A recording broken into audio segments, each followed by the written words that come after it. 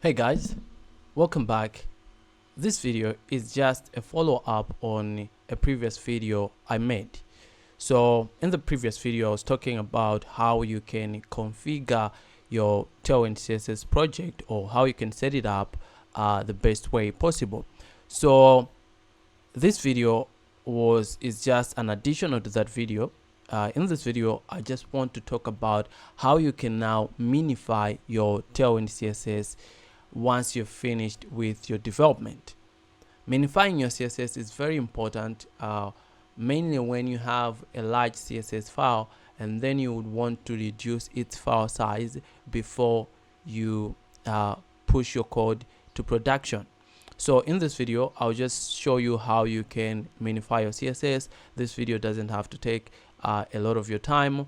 It's just a few command that it's just a short command that I'm going to use to minify your CSS. So let's get started. So last time I created this, once we created this package.json, I told you that instead of running this command in your command line, add this command to your scripts. So because we are using Node, every time we run npm run dev, it will run this command. So what we want to do is just add to this command. Now we'll include a build script. So for the build script, what we want to do is to run another command.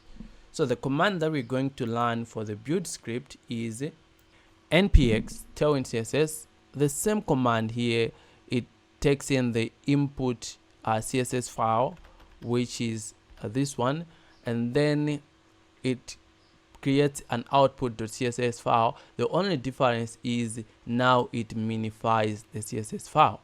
So basically we want our main css to go in the dist directory, but we are going to say minify. So it will create a minified version of the css file. So let's see what happens when we run npm run build.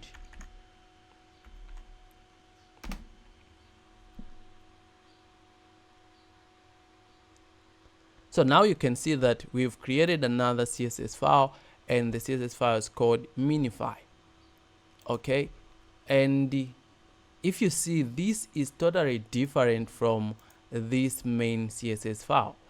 So all this is minified to give you a file with little file size. So what I'll do is I will go to my file system, and then let's just check how much the difference between these two files. You can see this one is 10 KB, this one is 4 KB. You may say that's just a small difference. It makes much sense when you have a large file size for your CSS. When you minify it, you can save so much space, and that will add up. It will help boost your website speed and everything. So that's it for this tutorial. I just wanted to show you how you can minify your CSS. So at the end of the day, you now have to provide the minified version of your CSS when you're pushing your code to production. That's all for this tutorial. Feel free to subscribe to my channel and hit that like button. Until next time, have a great time.